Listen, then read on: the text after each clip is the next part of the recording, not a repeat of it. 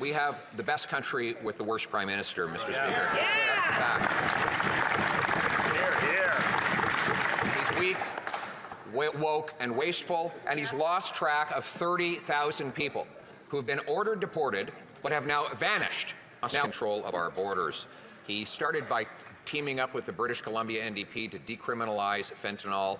He has kept the fentanyl precursor, 80% of fentanyl precursor ingredients legal.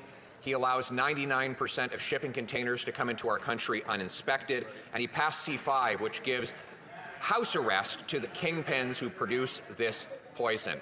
Will he reverse his radical liberalization of drugs so that not one more mother will have the heartbreak of losing a child to overdoses? Mr. Speaker, the toxic drug epidemic has been hitting hard in communities right across this country and indeed across North America. That is why we have been stepping up in an evidence-based, compassion-based, public health-based approach to solving for the opioid epidemic and the toxic drug crisis. We're going to continue to lean on scientists and researchers and compassionate frontline workers as we invest to support Canadian families from coast to coast to coast. It is not more ideology proposed by the Leader of the Opposition that is going to solve this. It is the careful application of reasonable responses. That's right. It is his weird, woke liberalization ideology that has caused the 47,000 deaths and the 200% increase in overdoses.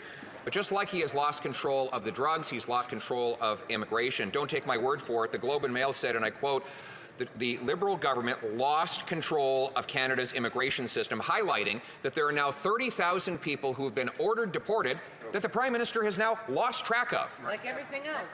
What's his plan to find them and deport them? Mr. Speaker, despite the Leader of the Opposition trying to pretend it's not true, Canada remains the best country in the world. And the fact that we are facing significant challenges like other places around the world doesn't take away from that. We will continue to roll up our sleeves. We will continue to defend Canada's interests, defend Canada's borders, work with our partners in the United States. The Leader of the Opposition can't help himself from talking down Canada and Canadians. We're going to work with Canadians, with provinces in a Team Canada approach and protect Canada's structures and systems. We have the best country with the worst Prime Minister, Mr. Speaker. That's the fact.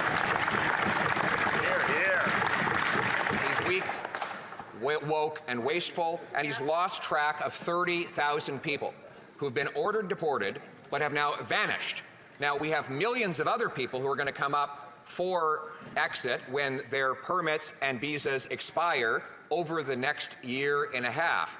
And the Prime Minister won't tell us what's the plan to get the people out of the country who are not supposed to be here. Mr. Speaker, Canadians continue to have confidence in immigration as a good thing for our economy, good thing of our country, because they know we have a strong and rigorous immigration system that adjusts depending on the needs and the opportunities for Canada to grow and integrate more people. That is what we are continuing to defend. That is what we fight for every single day. While the Leader of the Opposition talks down Canada, talks down Canadians, and puts partisan attacks ahead of reasonable policy solutions, we're going to do the work necessary to protect Canadians and protect our immigration system. That's great. The opposition. Encore une faible réponse.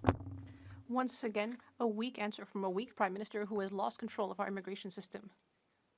Three Chileans here illegally escaped from a center in Laval.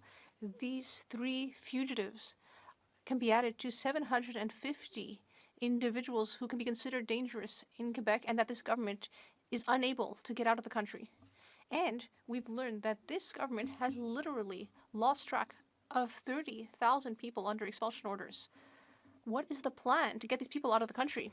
Mr. Speaker, over recent years, we have significantly invested in our border security services. We have invested in our police services. That's a real contrast with the Conservatives who fired 1,100 border agents when they were in power. They have made cuts to law enforcement. They have made cuts to the border.